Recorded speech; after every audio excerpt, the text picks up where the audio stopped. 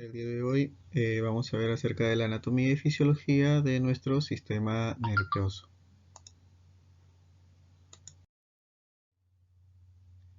Bien, entonces cuando hablamos del sistema nervioso, hablamos de todo un conjunto de células nerviosas, que en este caso hablamos de neuronas, el cual va a formar órganos especiales, ¿no?, que se encargan de la coordinación y el control de todo nuestro cuerpo. ¿Sí? Para poder detectar e interpretar los impulsos nerviosos, ya sean impulsos internos o externos. Recuerden que estos impulsos está basado en la reacción ante un estímulo. Estos mensajes se transmiten entonces a través de señales eléctricas denominadas sinapsis, ¿sí? Y lo va a realizar lógicamente la neurona. Eh, Dentro de las funciones de la neurona tenemos que tener en cuenta lo siguiente. Primero, recibir la información del medio interno, externo y de otras neuronas. Esa es una de sus funciones. Segundo, que integra la información recibida y produce una señal de respuesta, ¿no? Siempre hablamos de estímulo-respuesta. Luego va a conducir, ¿no?, la señal hacia una estructura, o sea, va a llegar a una terminación. Y después transmite a otras neuronas, ¿no?, o glándulas o músculos, o sea, la respuesta se va a transmitir hacia un órgano efector. Entre los tipos de neuronas vamos a tener neuronas sensitivas, ¿sí?, que van a actuar como receptores que detectan estímulos específicos, como el caso de la luz, la presión. De ahí tenemos neuronas de asociación, que están situadas en el encéfalo y la médula espinal. Y tenemos las neuronas motoras, que transmiten pues información hacia órganos efectores para generar un movimiento. Acá podemos apreciar la estructura de una neurona. ¿Sí? Tenemos el cuerpo o soma, en la cual se encuentra pues la parte nuclear. Tenemos ahí la zona del citoplasma, ¿sí?, los organelos correspondientes. Tenemos las dendritas, que es una terminación nerviosa. Tenemos la vaina de mielina, y esta vaina se encarga de nutrir a la parte interna de la neurona. Tenemos el axón, ¿sí? Entonces tenemos ahí otras dendritas y otros axones de otras. Aquí podemos observar otra estructura, ¿sí? Acá podemos apreciar la parte de la dendrita, ¿no?, de los botones sinápticos. Y aquí tenemos el cuerpo soma que habíamos mencionado, el cual contiene el núcleo. Las dendritas, que son las prolongaciones, ¿sí?, por donde se reciben los impulsos. El axón, que es la prolongación larga que habíamos visto. Y la vaina de mielina, que es un material grasoso que rodea en este caso al axón.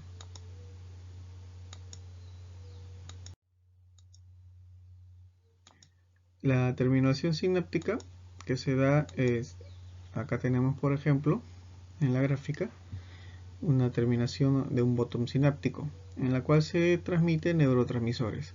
Estos neurotransmisores lógicamente está constituido por elementos químicos, ¿sí?, que traspasan la membrana hacia la otra parte de la siguiente célula, que sería otra neurona, y entonces se produce un intercambio, ¿no?, de información a través de impulsos eléctricos. Acá podemos ver otro proceso sináptico, ¿no?, una sinapsis. ¿Sí? Acá vemos como una de las neuronas genera ese traspaso de elementos característicos, ¿no?, para que pueda ser recibido por otra neurona y lógicamente generar pues una reacción. Tenemos el inicio, el potencial de acción, que es la carga eléctrica, el neurotransmisor que es liberado, ¿sí?, y en el otro se va a abrir las estructuras proteínicas de la membrana, lógico, para que permitan el ingreso. Bien, ahora continuamos con las glías. ¿Sí? Si te recuerdas un poco, las glías corresponden también a otro grupo de células nerviosas. Pero estas glías tienen otra particularidad, que son más pequeñas que las neuronas, son más abundantes, ¿sí?, entre 5 a 10 veces más abundantes, y sí se pueden reproducir a comparación de una neurona. Dentro de las funciones que tiene la glía o neuroglía, tiene la función de sostén, ¿no? Y nutrición. Y le da sostenimiento, en este caso a las neuronas, las reparan, las regeneran, ¿sí? Permiten desplazarse con facilidad por el medio en el que se encuentran para poder repararlas. Existen tipos de glías. Tenemos glías centrales, en las cuales encontramos los oligodendrocitos, tenemos los aristrocitos y las microglías. En las glías periféricas tenemos las células de Schwann, que están en las cápsulas de mielina, y las células de Müller, ¿no? Que tenemos en nuestra retina, en la visión.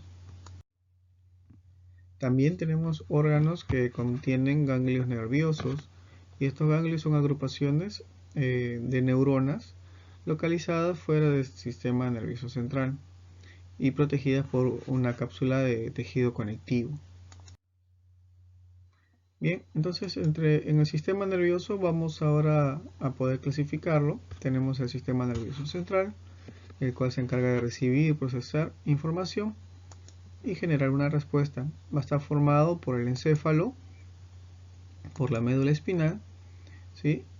Y en el encéfalo encontramos lógicamente el cerebro, ¿no? La parte de órganos que están en la zona craneal, y la médula espinal, que está protegido por la parte vertebral. Entonces en el encéfalo se recibe y procesa información sensorial, se inicia la respuesta, se almacena información, a lo que nosotros llamamos memoria, ¿sí? Y se generan pensamientos y emociones. Eso lo hacemos en nuestro cerebro.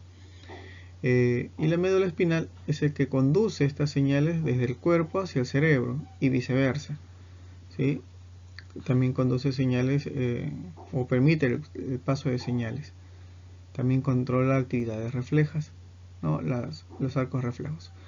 Tenemos luego el sistema nervioso periférico, que transmite señales del sistema nervioso central al resto del cuerpo, ¿sí? Y lo hace por vías especiales.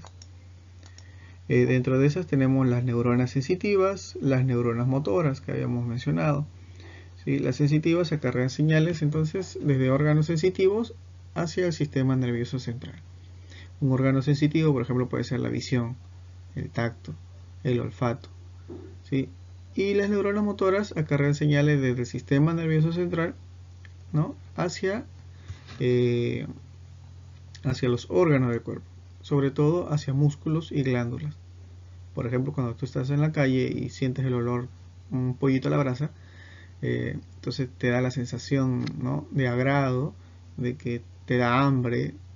Igual cuando de repente ves por ahí un dulce, entonces tenemos esas sensaciones y comenzamos a segregar saliva, por ejemplo. Entonces eso lo hace el sistema nervioso periférico a través de las neuronas motoras, ¿no? Porque da una señal a una glándula. Lo mismo en los músculos. Para nosotros poder agarrar las cosas, caminar o correr, también necesitamos señales eléctricas, y esto lo hace a través del sistema nervioso periférico mediante las neuronas motoras. Tenemos luego el sistema nervioso somático, ¿sí? Y el sistema nervioso autónomo, que depende de estas neuronas motoras. Entonces, en el sistema nervioso somático del cuerpo se controlan movimientos voluntarios, ¿no? Hay un control de estos movimientos. Entonces permite la activación del músculo esquelético, porque es el que rodea pues al hueso. También está aquí el sistema nervioso autónomo. En el sistema nervioso autónomo nosotros no controlamos al músculo, puesto que el sistema nervioso periférico y central lo van a hacer. Por ejemplo, los latidos del corazón, nosotros no lo podemos controlar. Igual la respiración. Si bien tú puedes aguantar la respiración, pero no puedes controlar todo el proceso. Entonces eso lo va a hacer el sistema nervioso autónomo. Tenemos también aquí dentro del autónomo el sistema nervioso simpático y el sistema nervioso parasimpático. ¿Sí? El simpático prepara entonces el cuerpo ante situaciones de estrés o actividad física. Entonces cuando hay un sismo y tu cuerpo reacciona, entonces está reaccionando el sistema simpático. Igual cuando estamos ante una situación la cual genera pues un movimiento brusco, también el sistema simpático actúa. ¿Sí? Son instintos, En cambio, el sistema nervioso parasimpático lo va a hacer en el momento de que tú estás relajado o haciendo una acción normal o común.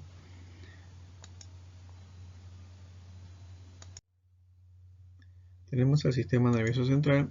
Ya habíamos mencionado que una de sus estructuras es el cerebro y la médula espinal. ¿Sí? Entonces tenemos al encéfalo, que es la parte que está rodeada aquí por el cráneo, el cual lo protege, ¿sí? Y las vértebras que protege la médula. Su función, transmitir mensajes, procesar y analizar información. Bien, entonces tenemos al sistema nervioso central en esta gráfica. Ahí se muestra al encéfalo y parte de la médula espinal que están envueltos en una membrana llamada meninges. ¿Sí? Aquí también se va a encontrar el líquido cefalorraquídeo que amortigua los golpes y protege a nuestro sistema nervioso central. También en ese líquido cefalorraquídeo va a transportarse nutrientes. Aquí en esta imagen podemos apreciar las capas que tiene nuestro cráneo y el cual protege a nuestro cerebro, ¿no? Entonces tenemos diferentes capas de tejidos, tanto conectivos, tejidos epiteliales, tejidos óseos, ¿sí? Y las membranas que protegen al cerebro para que no sufra daño. Tenemos aquí a la parte del encéfalo, ¿sí? En la cual se generan todos los impulsos que se encargan de interpretar, almacenar y regresar esa información a través al cuerpo. Contiene aproximadamente 100.000 millones de neuronas, ¿no? Y pesa aproximadamente 1 kilo 400 gramos. ¿Sí? Entonces este es el órgano encargado de todos los controles nerviosos de nuestro organismo. Tenemos aquí el cerebro, ¿sí? En la gráfica se puede ver el cerebro, que es la región más grande destacada de todo el encéfalo, ¿sí? Es el almacén, en otras palabras.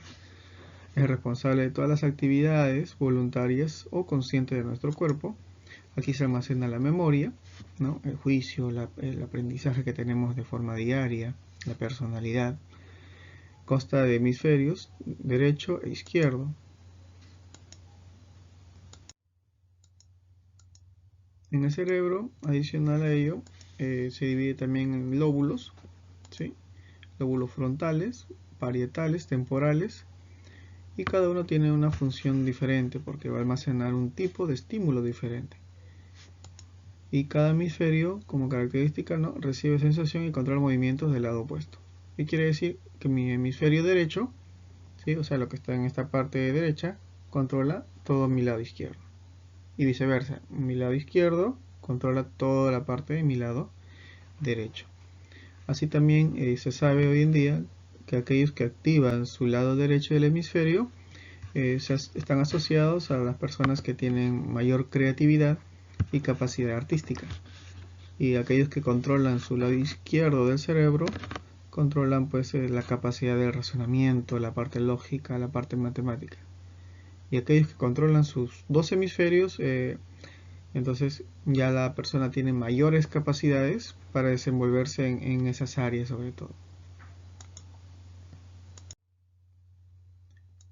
Vamos a hablar ahora entonces de la corteza cerebral. Tenía estructuras, ¿se acuerdan? La parte frontal, el lóbulo frontal. ¿Sí? Aquí va a almacenar información intelectuales. Todo lo que leamos se va a almacenar en esa parte frontal. Está también asociada a la parte motora primaria, movimientos de pierna, del tórax, del brazo, la cara, la lengua. ¿Sí? Tenemos la parte del habla, motora del habla, o sea, controla la lengua para pronunciar palabras, ¿no? Tenemos el lóbulo parietal, que se encarga de las áreas sensitivas primarias, ¿sí? Tenemos y comparte, ¿no? Con la parte del lóbulo frontal.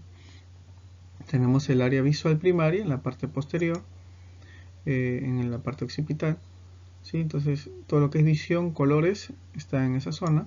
Por eso que un golpe en esa zona nos noquea o nos deja inconsciente, de tal manera que no podemos reconocer bien los colores. Tenemos el lóbulo temporal, el cual se encarga de almacenar la zona de memoria, ¿sí? La parte auditiva, la comprensión y la formación del lenguaje. Entonces tenemos áreas de asociación dentro del cerebro. El cerebro a su vez tiene capas, ¿sí? O corteza, y el cual se le conoce como materia gris. Acá podemos ver la división de los hemisferios, ¿no?, en la parte de la gráfica inferior. Así también la corteza procesa la información de los órganos sensoriales y controla los movimientos. ¿Sí? En cambio la interna es de materia blanca y está formada por axones o vainas de mielina. Tenemos la otra estructura, que es el cerebelo, está por debajo del cerebro, en la base, ¿sí?, es la segunda región más grande de todo el encéfalo. Está ubicado en la parte posterior, aquí lo vemos en la gráfica, y se encarga de mantener el equilibrio, la postura, el tono muscular y ayuda en la coordinación de movimientos finos. Un movimiento fino, por ejemplo, es agarrar un lápiz. Ese es un movimiento fino. Tenemos en esta zona el tallo cerebral o tronco encefálico, ¿sí? Consta de un bulbo raquídeo y una protuberancia anular, o llamado también puente de Variolo. Es una especie de conmutador que regula el flujo de información entre el encéfalo y el cuerpo. En el bulbo raquídeo se controlan pues las diversas funciones como la frecuencia respiratoria, la frecuencia cardíaca, ¿sí?, la deglución, la tos, ¿no?, el parpadeo, el hipo, el vómito, son funciones que están controladas en este bulbo raquídeo. Y la protuberancia anular se localiza encima de este bulbo raquídeo e influye, dice, en la transición entre dormir y despertarse, ¿sí?, controla el sueño, en otras palabras. Tenemos estructuras del tálamo y el hipotálamo que están en este tronco encefálico. ¿Sí? El tálamo recibe pues mensajes de receptores sensoriales y transmite la información a la región adecuada del cerebro. Y el hipotálamo controla pues reconocimientos de hambre, de sed, de cansancio, de ira, de temperatura corporal, y controla también la coordinación con el sistema nervioso y endocrino. ¿Sí? Entonces estas estructuras también forman parte del sistema endocrino para la parte de los controles de las hormonas. El tálamo también indica que tiene funciones de emociones, ¿sí?, controla emociones, el miedo, la tranquilidad, la sed, el placer, ¿no?, y otras respuestas de tipo sexual. Acá podemos apreciar la ubicación del tálamo, es prácticamente en el centro del cerebro, ¿sí?, junto con el hipotálamo y la amígdala. Tenemos la médula espinal, está pues protegida en este caso por las vértebras, ¿sí?, o por el canal vertebral. Tiene 31 pares de nervios, o tenemos mejor dicho 31 pares de nervios, los cuales corren estímulos del cerebro, del sistema nervioso periférico, ¿no? Entonces recoge todos lo que nosotros percibimos de nuestras extremidades inferiores, superiores, de nuestros órganos. Todos esos estímulos llegan a parar a estos pares craneales y pares periféricos que tenemos en este caso en la médula espinal. Acá tenemos una estructura de la composición, ¿sí?, de una médula espinal. En la parte central la materia gris y la materia blanca que lo va a rodear. Aparte va a tener pues las terminaciones nerviosas que van a llevar este impulso.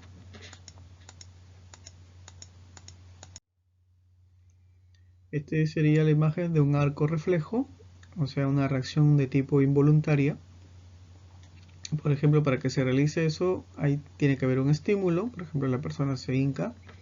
Entonces la información viaja a través de los nervios, ¿sí?, y a través del músculo, y llega hasta la médula espinal.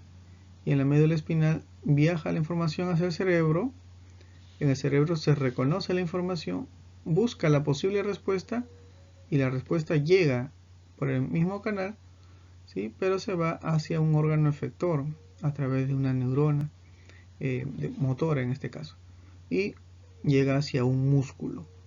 Y el músculo lo que hace justo con el sistema esquelético es generar el movimiento. Entonces imagínate la velocidad con la que viaja la información que llega al cerebro y regresa la respuesta, ¿no?, ante ese estímulo. Entonces no se puede calcular la velocidad de ese tipo, ¿no? Hay un receptor de dolor, entonces hay una señal transmitida por neuronas sensitivas, ¿sí?, y después la señal mecánica, ¿no? A través de una neurona motora. Y se genera el movimiento a través de un músculo efector.